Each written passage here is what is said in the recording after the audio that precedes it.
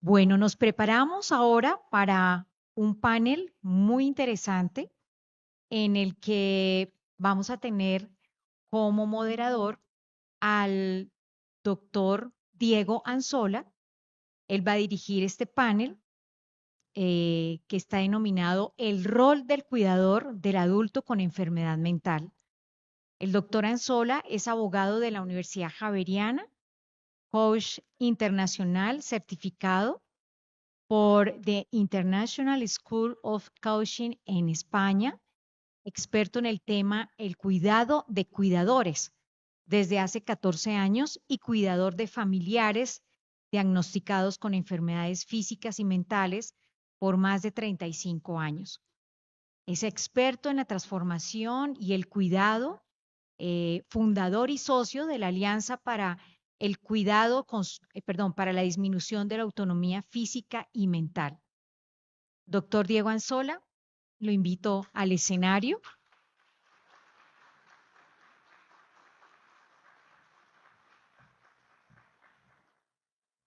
Al doctor Diego Anzola lo acompaña la doctora Gloria Nieto de Caro. La doctora Nieto es representante del Consejo Nacional de Salud Mental en nombre de las organizaciones de pacientes, presidenta de la Asociación Colombiana de Personas con Esquizofrenia y sus familias y coordinadora del Nodo Comunitario de Salud Mental y Discapacidad Psicosocial. Invitamos también a la doctora Gloria Nieto de Caro. Por favor.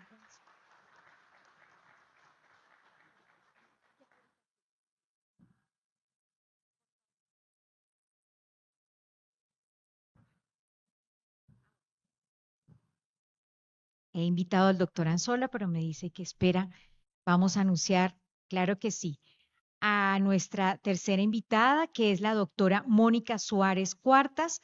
La doctora Mónica es bacterióloga con especialización en Sistema de Seguridad Social en Salud de la Universidad Javeriana, directora ejecutiva de la Asociación Colombiana Pro Niño con Parálisis Cerebral. Por espacio de 8 años también desarrolló su labor en el cuidado, diseñando e implementando el programa de formación a cuidadores en instituciones en Bogotá y municipios aledaños. Es cuidadora también de su madre con Alzheimer y actualmente vinculada como voluntaria en la Fundación Alzheimer. Doctora Mónica Suárez, bienvenida también a este escenario. Bueno, y de esta forma el doctor Diego Anzola ya sube con sus invitadas y vamos a desarrollar precisamente este panel que está denominado El rol del cuidador del adulto con enfermedad mental. Doctor Diego.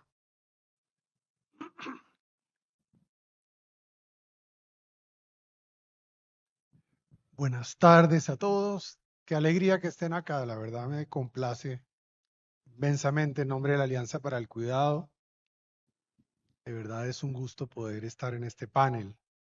El rol del cuidador en la salud mental. Tengo dos grandes amigas, las que quiero profundamente. Y vamos a trabajar este tema de una manera concreta, pero creo que tiene mucho valor para todos los que estamos en este auditorio. Y es este tema de la salud mental. Como son expertas, yo no voy a intervenir mucho, que yo no, solamente creo que algo en la vida me ha tocado aprender del tema de las enfermedades mentales y llevo, sí, 40 años en el tema y la verdad ha sido una experiencia maravillosa, aunque no lo crea uno, me pueda decir que no es tan fácil, no suena bien, no suena, es fantástico. Y es un privilegio poder cuidar cuidadores en el tema de la salud mental. Entonces, bueno, yo voy a dejar que cada una de ustedes nos cuente quién es. ¿Más bien, Glorita? Bueno, buenas tardes. Es un gusto encontrar a este maravilloso público en este auditorio, en esta Alianza para el Cuidado, Compensar. Muchísimas gracias por la invitación. ya me presentaron, mi nombre es Gloria Nieto de Cano y soy la directora de la Asociación Colombiana de Personas con Esquizofrenia y sus familias. Desde allí, nosotros llevamos 25 años de trabajo desde las organizaciones de la sociedad civil. ¿Quiénes son cuidadores aquí de personas con trastorno mental? Ok, bueno, maravilloso. Bueno, nuestra misión la hemos definido en 3 acciones: acoger, informar y acompañar. Acoger, porque sabemos que los imaginarios en todos los temas de trastorno mental son muy difíciles a nivel social y a nivel cultural. Entonces, la exclusión ha sido la constante. Por eso, para nosotros, lo primero es acoger. Informar, porque cuando nos enfrentamos a situaciones nuevas, la información es vital para poder entender los procesos y para poder saber cuál es ese camino que transitamos y hacia dónde vamos. Y acompañar, porque necesitamos compañía, no quedarnos solos. A lo largo de toda la mañana hemos visto que el cuidado es de relacionarse, de relaciones. Y relacionarnos, mirar y reconocer al otro es de salud mental. Por lo tanto, salud mental y cuidado están íntimamente ligados. Hay muchos estudios también que nos muestran cómo las personas que viven solas cada vez decaen más en su parte mental, cognitiva, emocional, física. Entonces, nuestro enfoque es también desde lo comunitario. Nos decía el doctor Rivadeneira que hemos hablado de salud, aunque compensar es de bienestar total, pero desde las organizaciones de la sociedad civil estamos, como digo yo, al otro lado de la mesa, porque somos quienes estamos acompañando 24/7, ¿no? No estamos viendo el diagnóstico, nosotros trabajamos en nuestras organizaciones desde la parte comunitaria, desde el ser, no desde el diagnóstico, no desde la discapacidad, sino desde la persona. Y cuando hablo no solo por esquizofrenia, hablo también por los otros trastornos, los más conocidos: trastorno afectivo bipolar, depresión. Sin embargo, son muchas las otras condiciones y la realidad es que falta mucho por hacer, porque todos hablamos de la pandemia de la salud mental, que ya llegó, no es que vaya a llegar, está aquí y nos falta mucho camino y mucho trabajo para hacer en este campo. Gracias, Diego. Muchas gracias a ti, Mónica. ¿Tú quién eres? ¿Qué haces? ¿Qué es lo importante en este tema del Alzheimer que a todos nos interesa tanto? Bueno, pues muchas gracias por la invitación. Buenas tardes para todos.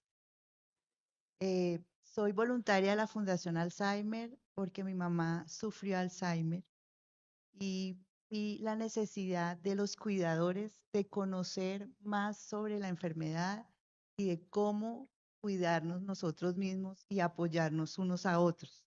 Entonces, más que todo, estoy aquí porque como muchos de ustedes están siendo parte de una labor hermosísima que es el cuidado, desgastante a morir, con mucha angustia y mucho del ser complejo para uno mismo, pero en una enfermedad mental y en una enfermedad como el Alzheimer, en donde la interlocución con la persona que cuidamos no es posible, es aún más difícil. Por eso la Fundación Alzheimer lo que tiene son 3 enfoques básicos en informar, orientar y apoyar a las familias y cuidadores de las personas que viven con el Alzheimer, porque más allá de conocer la enfermedad, para eso tenemos toda una parte de salud que nos apoya en la enfermedad como tal.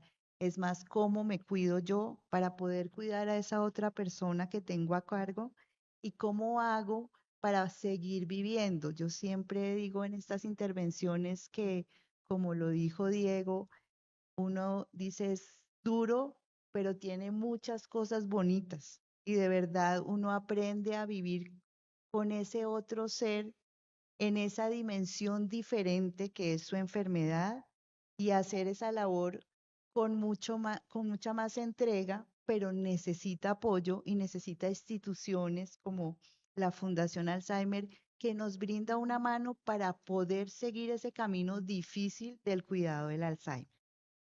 Bien, miren que ahora que los miro a ustedes como cuidadores y obviamente el personal de salud que está aquí, todos los que nos acompañan, pero en función del tema del cuidado, creo que es importante hacer una diferencia.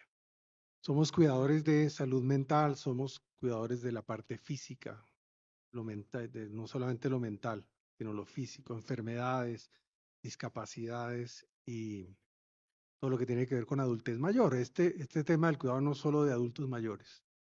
Aquí estamos trabajando niños con síndrome de Down, donde las mamás tienen y los cuidadores tienen esperanza de vida por lo menos, pero también estamos trabajando con personas que tienen diagnósticos terminales. Depende si es una enfermedad o si hay una discapacidad o si es un adulto mayor. El rango del cuidado directo es muy amplio, no solamente es de adultos mayores. La salud mental y el tema del cuidado de los esquizofrénicos tiene unas características.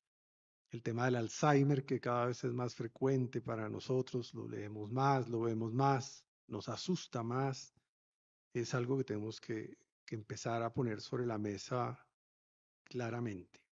Por eso estas dos invitadas especiales, porque yo creo que son de verdad dos personas que nos pueden ayudar mucho y a ustedes como cuidadores definitivamente. Dos cosas, un comentario que se me ocurrió ahora y siempre repetirlo, digo porque se me ocurrió. Yo no sé qué mata primero, si la enfermedad o la pérdida de autonomía. Y yo creo que mata primero la pérdida de autonomía. Y la pérdida de autonomía mental es muy dolorosa, especialmente porque vivimos cosas, tormentas que están en nuestra cabeza, delirios, alucinaciones, dependiendo de los diagnósticos.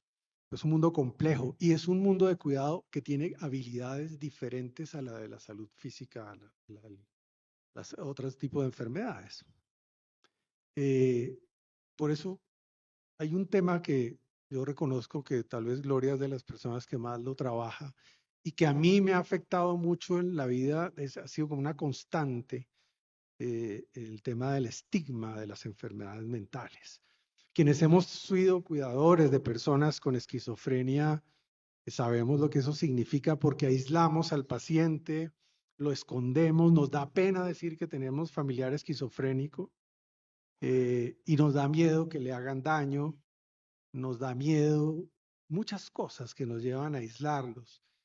Culpa del contexto de lo que sea, finalmente son enfermedades que llamamos locuras. Y cuando se trata de locos nos da mucho miedo y muchas personas se alejan, no se acercan, no acompañan, no nos apoyan y esto es un tema bien complejo.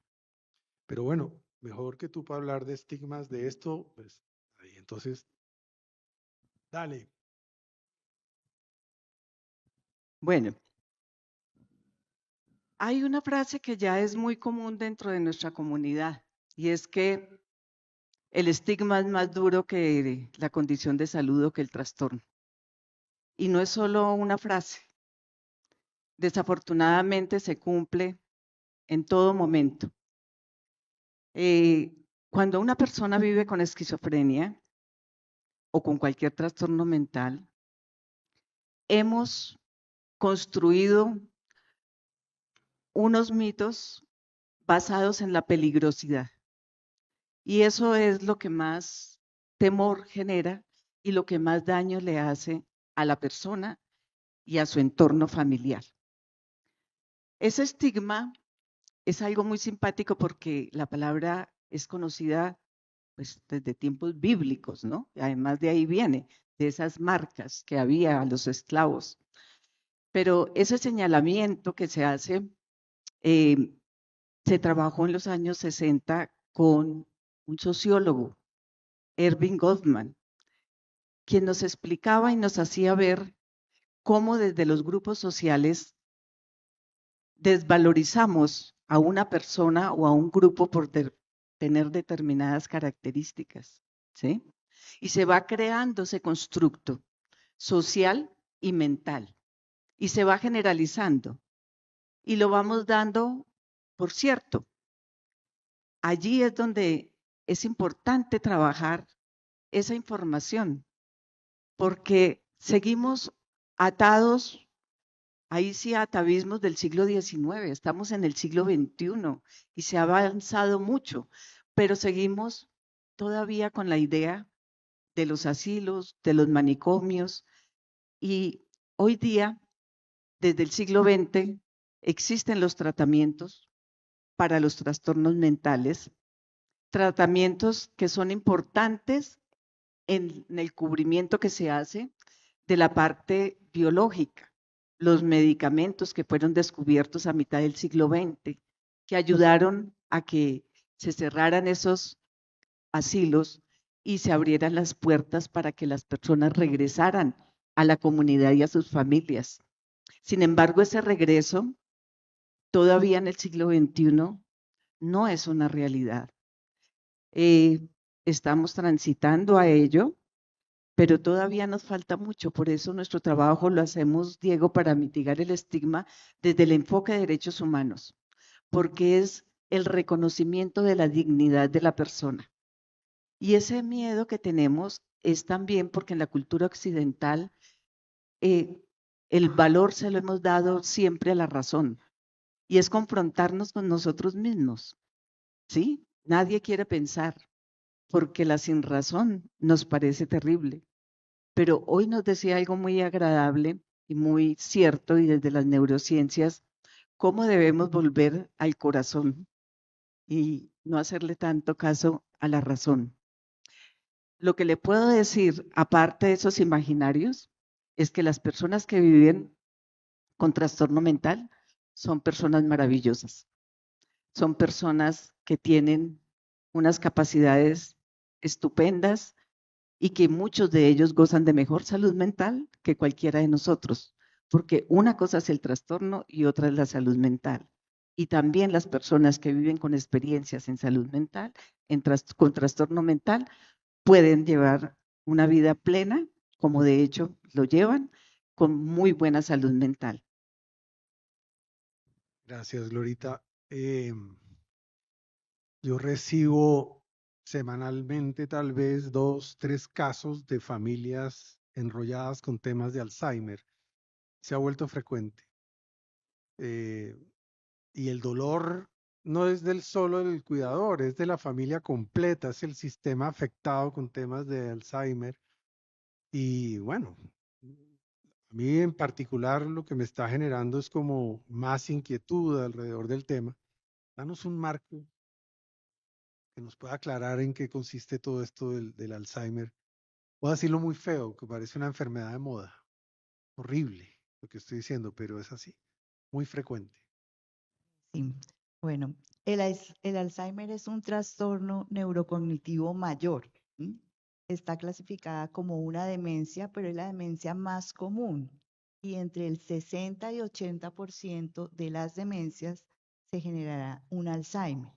Esa es una enfermedad que, como dice Diego, está teniendo cada vez más incidencia y prevalencia en la sociedad. En el censo del año 2013 existían 44 millones de personas con Alzheimer. Para el 2030 serán 76 la proyección y en el 2050 135 millones de personas con Alzheimer. Cada 4 minutos se diagnostica en el mundo una persona con Alzheimer. O sea, sí es una enfermedad de moda, si lo podemos catalogar de esa manera. Pero hay una cantidad de cosas alrededor del Alzheimer. Se genera mucha angustia porque las personas mayores empiezan a tener olvidos. Entonces la angustia es, ¿todos los olvidos son Alzheimer? No. Los olvidos que generan impacto en las actividades de la vida diaria sí pueden ser un Alzheimer. Pero para llegar al Alzheimer tenemos que pasar por una serie de etapas, desde un diagnóstico y sobre todo el Alzheimer se caracteriza por cambios en el comportamiento. Más allá que haya un deterioro en la memoria que va a llegar, es sobre todo en el comportamiento, cambios en el humor de las personas, cambios en su forma de ser y de sentir. Entonces uno lo que empieza a ver es esa persona que va cambiando, que antes no era irascible y ahora lo es, que antes era una persona pacífica, ahora es agresiva, que de pronto me contesta fuerte. Son esos cambios los que generan más una incidencia al Alzheimer que el mismo olvido como tal. Pero entonces hay que pensar que también el Alzheimer es prevenible. Y hay un estudio en América Latina que nos cuenta que hay un 56% de probabilidad de prevención o de mitigación de la presentación de la enfermedad en un determinado momento y que sea un poco más allá cuando tenemos cosas sencillas como hábitos de vida saludables, cuando el consumo de alcohol, cuando el cigarrillo se disminuye, cuando tratamos bien las enfermedades como la diabetes, como la hipertensión, como la obesidad, cuando tenemos esa actividad física y cuando hay mucho relacionamiento con las personas, porque el aislamiento social sí que incide en la presentación del Alzheimer. Por eso es importante, alguien decía acá, el club de amigas, eso es importante. Muchas veces las personas que tienen un familiar con Alzheimer dicen que yo estoy solo, pero no se dan cuenta que hay muchas redes de apoyo alrededor. Muchas veces la familia no puede ayudar, no está en condiciones, no hay personas alrededor, pero sí hay instituciones y hay asociaciones que pueden ayudarnos. Entonces, buscar todo eso hace que la incidencia sea menor. No quiere decir que no vaya a haber Alzheimer, pero sí la prevención es importante. También es importante el entorno en el que vivimos y los sentimientos, cómo gestionamos nuestras emociones. Cuando Gloria habla de salud mental, la salud mental es en parte gestionar las emociones, es poder ser capaz de decir, me molesta, no me gusta, estoy angustiado, llorar cuando quiero, cuando puedo, no contenerme de tantas cosas ayuda también a que tengamos una buena salud mental. Y una vez que ya tengamos un diagnóstico o un pronóstico, pues es acudir a las entidades de salud para que haya ese tratamiento que es farmacológico y no farmacológico. Y en ese no farmacológico está el cuidador presente, muy importante dentro de esa labor, porque es quien le provee aquellas cosas que no me da un medicamento. Siempre decimos que el amor es importante, pero no es suficiente. Entonces, ahí hay que generar un entorno que nos ayude como cuidadores a manejar la enfermedad, a poder sobrellevarla, pero a convivir con ella y se puede vivir con ella de una buena manera.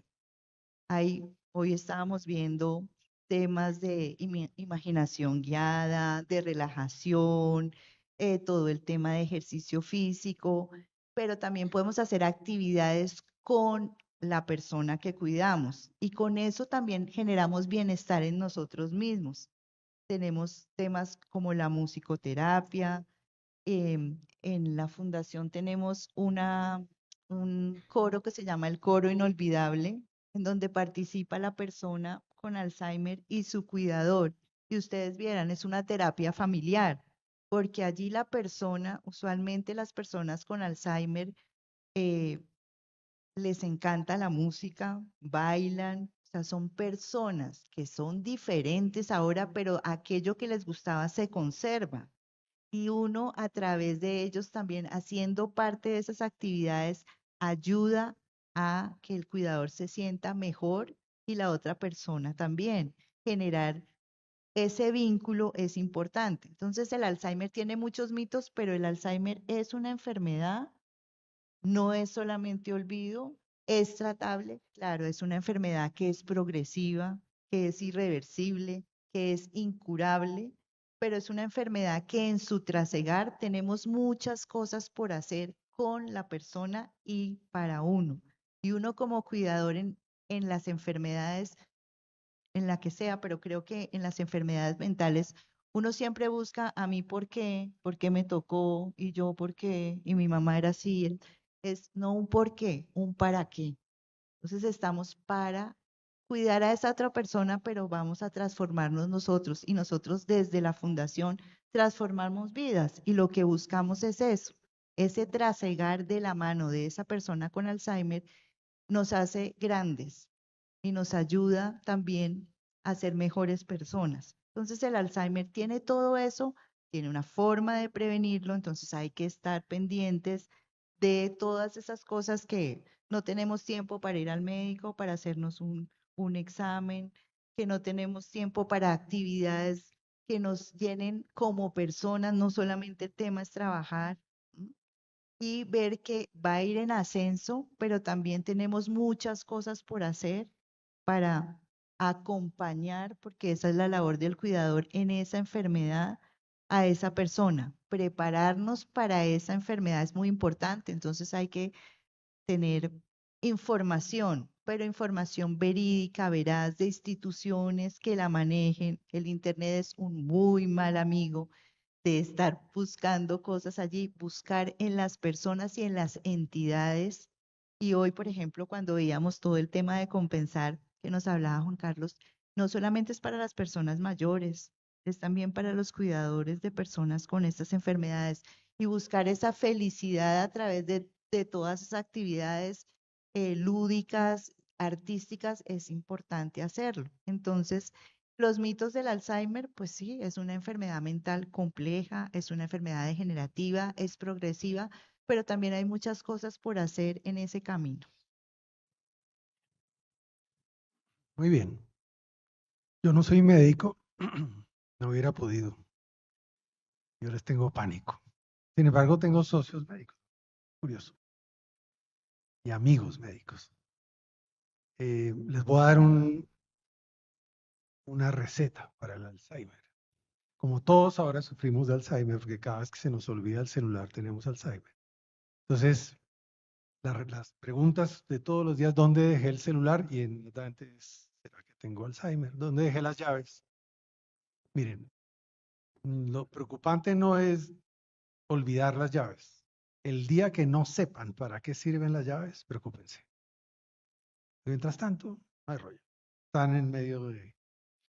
Otra cosa, algo que he comprobado con el paso de tal vez más de 300 casos de temas mentales o 400, bueno, no sé, pero otras ahí hemos trasegado bastante. Pero la demencia, ¿no? Dentro de todos estos temas que estamos hablando. Y algo que he descubierto con mucha, es algo que me agrada muchísimo y lo pienso, es que en los mejores casos, yo no trabajo con pacientes, yo trabajo con los cuidadores, yo cuido cuidadores y familias.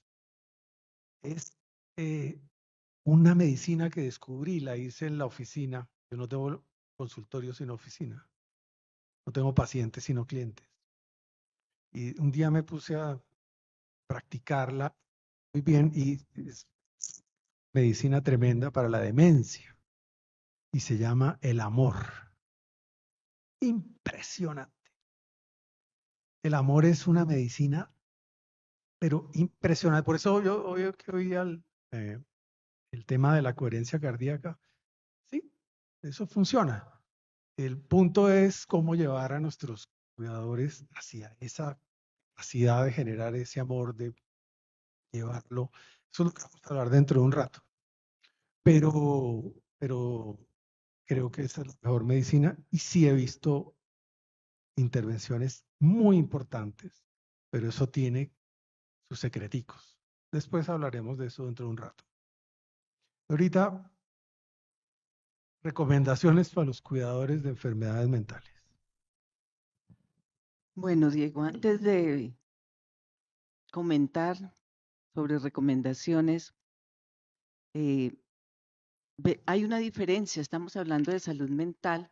Mónica nos explicaba muy bien todas las condiciones del Alzheimer. Sin embargo, en los trastornos mentales, por lo menos esquizofrenia y el trastorno afectivo bipolar, son trastornos que se presentan entre el adolescente y el adulto joven, es decir, personas que están entre los 15 y 25 años de edad. Ahí ya nos ubicamos en un sector poblacional muy diferente al adulto mayor, porque tenemos que mirarlo desde el punto país. porque además la incidencia es muy alta. 1%, 1.5 de esquizofrenia, 2.5 de trastorno afectivo bipolar, y no hablemos de depresión. Entonces, el llamado a toda la sociedad y a las instituciones es: no podemos dejar perder el valor enorme de la juventud por no entregar los tratamientos y las posibilidades para que desarrollen todas sus potencialidades. Y en esto tenemos una tarea muy grande, porque cuando Diego me preguntaba del estigma, el estigma, más allá de ser ese pensamiento que pueda yo tener a nivel interno frente a cualquier grupo, porque lo tenemos por raza, por religión, por ideología, por política, en fin, ahora, en este siglo, en lugar de disminuir, cada vez aumentan más los pequeños grupos, ¿no? Y cada vez estigmatizamos más. Es un contrasentido. Estamos más globalizados y estamos estigmatizando más, porque nos centramos más en los grupos. Pero esta juventud que está viviendo experiencias difíciles de trastornos mentales, tienen toda una posibilidad. Y ahí nosotros tenemos una mirada que no es que sea centrada en la persona, sino que la persona es parte del sistema, es gestor. Y no hablamos de ellos y nosotros. Se trabaja con toda la familia, entendiendo que son parte de la familia. Y tenemos experiencias muy bellas de muchas personas que ya han envejecido con el trastorno y en este momento son los cuidadores y cuidadoras de sus padres, ¿sí? Entonces, lo que queremos es que no lleguen más personas a ser adultos mayores y se conviertan solamente en cuidadores, sino que puedan tener una vida en la inclusión, dar la posibilidad de que desarrollen sus potencialidades. Es hacer esta parte, no solo la biomédica, la parte biológica, ¿sí? Que ya lo tenemos en nuestro sistema, afortunadamente, pero toda la intervención psicosocial es una gran deuda que se tiene. Son muy pocos los centros de rehabilitación psicosocial que hay para las personas que viven con experiencias en salud mental para poder retomar su vida. Y de eso se trata un poco lo que estamos haciendo. Y el estigma es importante, ¿por qué? Porque lleva a la discriminación. Por eso la invitación hoy para todos es: reflexionemos sobre eso, porque nosotros hablamos del estigma y nos parece terrible cuando nos lo hacen a nosotros, ¿sí? Pero nosotros a diario estamos estigmatizando a personas y a grupos, ¿sí? Y cuando ya nosotros no tomamos conciencia sobre ese pensamiento que se vuelve automático, que se vuelve un estereotipo, vamos a cerrar las puertas cuando llegue un joven, una mujer, a pedir un puesto, porque de una vez voy a pensar: es incapaz, no puede, qué miedo, qué pasará. Y es allí donde tenemos que trabajar, porque son personas que tienen todas las posibilidades de desarrollarse. Por eso, este enfoque de derechos humanos nos dice desde la Convención de los Derechos de las Personas con Discapacidad: la discapacidad no está en la persona, no es lo que le falta. Es que, ¿qué vamos a hacer para que sea igual a nosotros? Porque así sí lo aceptamos, ¿no? Que haga todo lo que consideramos que es normal. No, el reto es aceptar a las personas como son, con su discapacidad, y es la sociedad la que da las posibilidades y tiende los puentes para que en esa maravillosa escalera o ascensor pueda subir la silla de ruedas para una persona con discapacidad física, ¿sí? Y pueda también tomarme yo el tiempo de escuchar a la persona que tiene un trastorno mental y que de pronto se demore en su discurso un poco más o no lo entiendo muy rápido, darse el tiempo de conocer al ser humano, al individuo, no al diagnóstico, a la persona, para que pueda estar en comunidad. Estaba mirando, gracias Lorita, la ventana, me recordé algo a propósito de los consejos para los cuidadores de salud mental, porque el cuidado de la salud mental tiene unas características bien particulares. No es que sea más difícil o menos difícil, pero es distinto. Y recordé a mi hermano Sergio, que tenía una esquizofrenia paranoide. Y entonces mi mamá tenía un cáncer terminal ya y yo tenía que, ellos vivían juntos, tenía que darle la noticia a mi hermano de que mi mamá iba a morir en los próximos días. Entonces empecé mi proceso pero resulta que él desarrolló unas manías curiosas, entre otras dejó de comer y de dormir, se paraba enfrente a un ventanal y movía la mano de esta manera. Y 24 horas, 48 horas, 72 horas, descansaba raticos, volvía y se paraba, y yo trataba de decirle, mire, estamos en esta situación, imposible. Y ahí viene el gran consejo, la gran lección de vida que justamente la acabo de escribir en uno de los capítulos del libro. Y me puse a pensar, esto tiene todo el sentido, ¿qué hacer para que él me entendiera? ¿Y saben lo que hice? Esto. Y empecé con él a mover la mano. Y nos metimos los dos a mirar por la ventana, a mover la mano. A las 3 horas le dije, mi mamá se va a morir, y me dijo, entendí. Lo que les estoy diciendo es, no traten de cambiar la mente de alguien que ve el demonio, platillos voladores, que se está sintiendo Bolívar. No lo van a lograr. El cambio lo hace el cuidador. Es esa compasión, ponerse en los zapatos del otro y cambiar, porque las enfermedades tienen un propósito. Y los pacientes son maestros y nos enseñan a nosotros como los hijos. Luego, aprender significa que esa enfermedad me enseña a mí. Y una de las cosas que no podemos seguir sosteniendo es la soberbia, la falta de humildad, la falta de compasión en el cuidado. Hay que mover la mano y meterse en su mundo y empezar a cuidar en medio de sus tormentas mentales. Ahora tú. Bueno, pues siguiendo esa misma línea que nos está diciendo Diego, es importante tener un lenguaje con dignidad. Muchas veces le hablamos a esa persona de una manera que la demerita, es que usted no es capaz de hacer eso, es que ¿por qué no entiende? Es que el lenguaje con dignidad, como me gustaría que me hablaran a mí, como dice Gloria, es que la normalidad la entendemos como nos sentimos nosotros y como nos parece a nosotros, pero resulta que es que esa persona está viendo la vida distinta. Entonces uno como cuidador se mete a tratar de ver cómo es que hago para que esa persona me entienda y haga lo que yo quiero que haga. Yo les digo, por mi experiencia personal, mi mamá, cuando se iba a empillamar, yo siempre quería dejarla, yo la cuidaba de día, de noche tenía una persona, entonces que a las 6 de la tarde se empillamara, se quedara metida en la cama para yo estar tranquila que me iba a ir y que ella se iba a quedar ahí acostada. ¿Sí?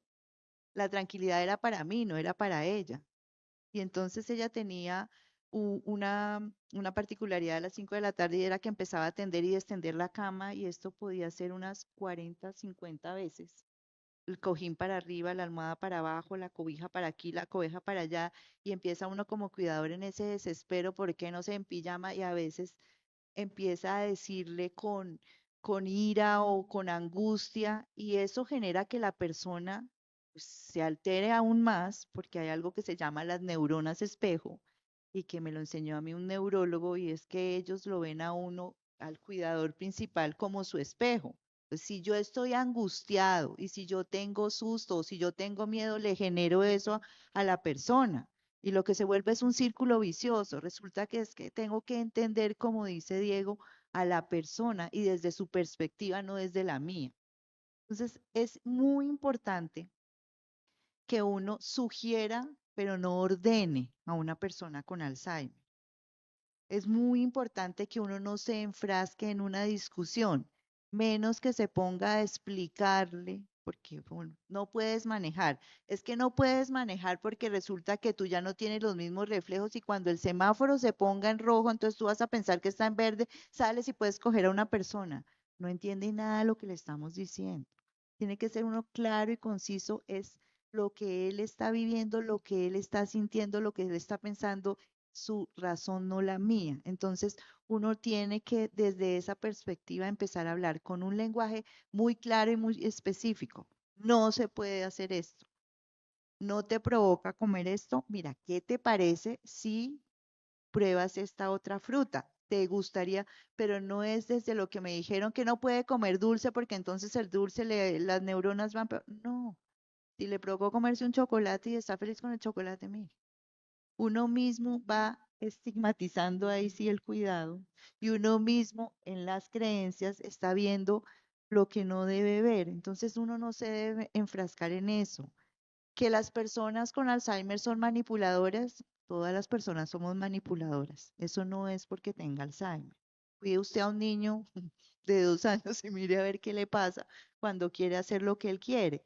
Entonces, esto es muy importante, que usted como cuidador tenga la certeza del cuidado en el sentido de ser específico, ser claro, ayudar y apoyar. La autonomía también se puede en el Alzheimer. Déjelo ser y hacer.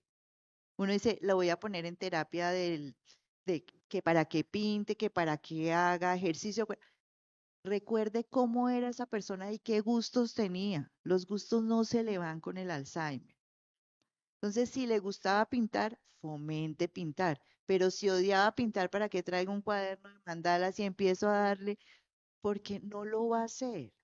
Pues lo que son sus gustos, lo que uno recordaba como era esa persona, esa sigue siendo una persona.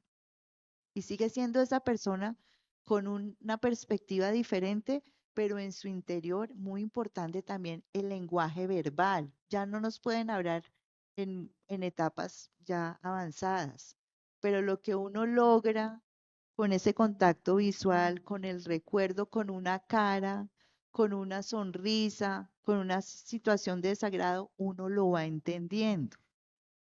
Uno tiene que ser recursivo como cuidador, pero tampoco puede ser impulsivo.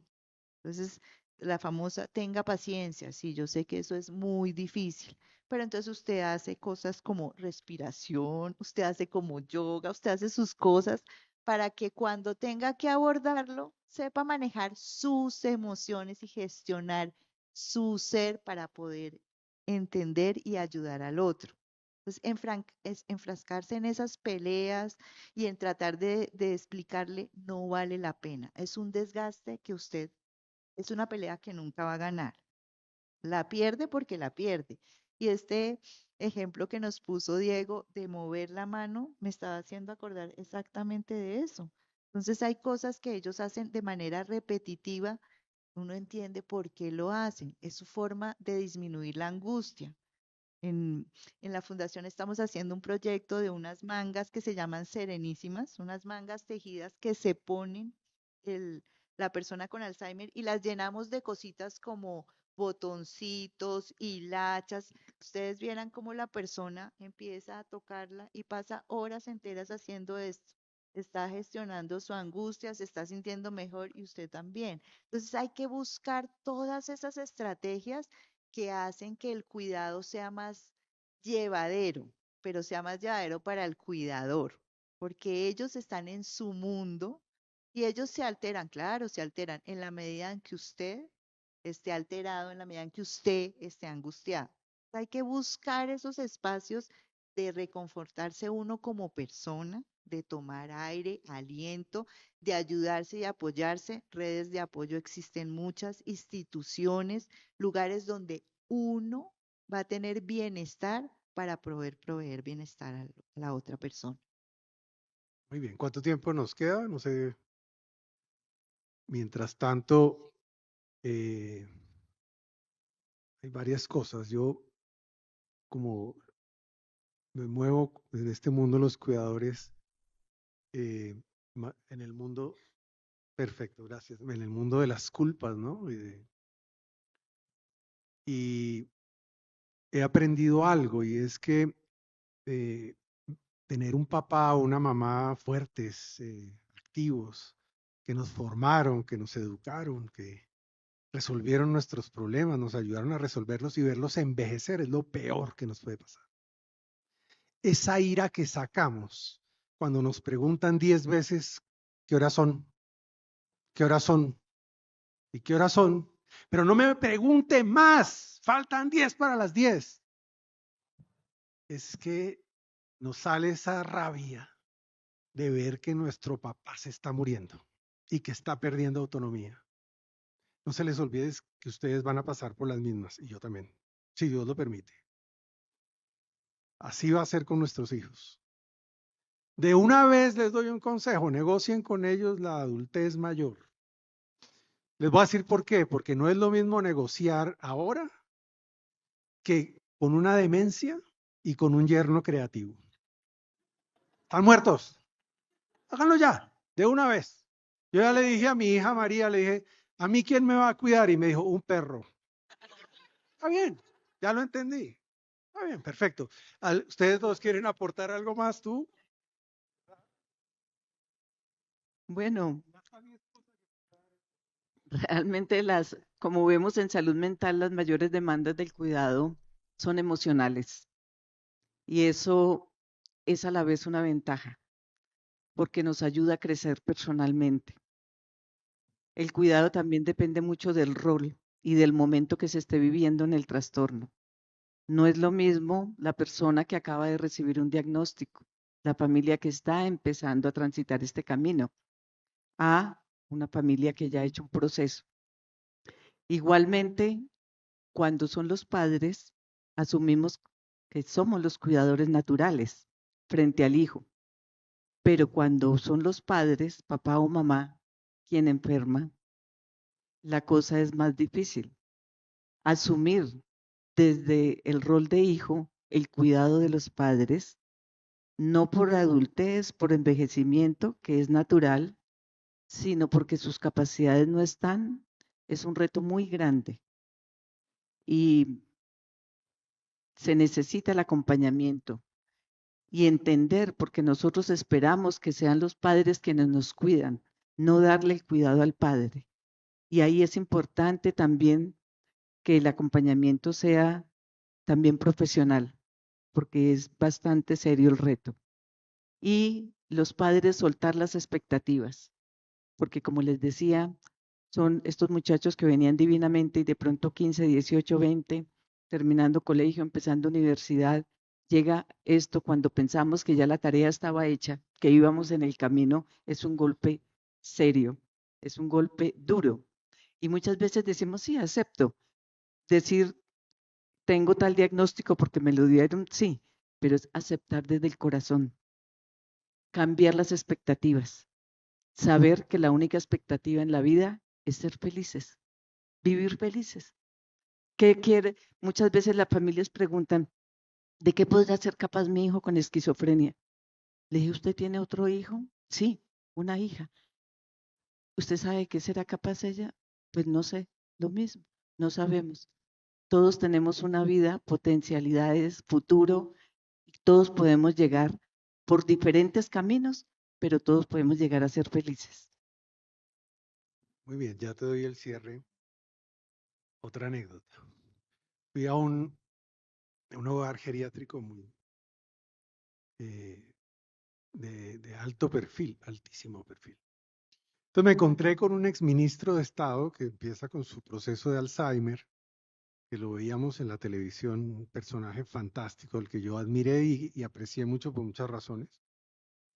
Y entonces le dije, yo le digo, ministro, ¿cómo le va aquí? Y me dijo, estoy mamado de que me pongan a hacer muñecos de plastilina. Esto es una mierda. Bueno, no somos nosotros los que definimos. Hay que entender que también ponerles problemas es importante y no desperdiciar los saberes de la enfermedad. Pero nosotros ahora les vamos a manejar su enfermedad a nuestra manera. Olvídense. Hay unos que están en una capacidad tremenda para aportar y para hacer cosas increíbles. De eso vamos a hablar ahora. Y yo no es que le esté haciendo publicidad a mi charla, es para que no se vayan. Bueno, hablamos que el amor es muy importante, pero el amor no es suficiente. El mejor tratamiento para una persona con una enfermedad mental es un cuidador capacitado, que mediante su cuidado y estimulación permanente le ayuda a su trasegar. Y por último, nosotros siempre decimos en la fundación, la enfermedad de Alzheimer afecta el cerebro de quien la padece y el corazón de toda la familia. Gracias. Bueno, muchas gracias.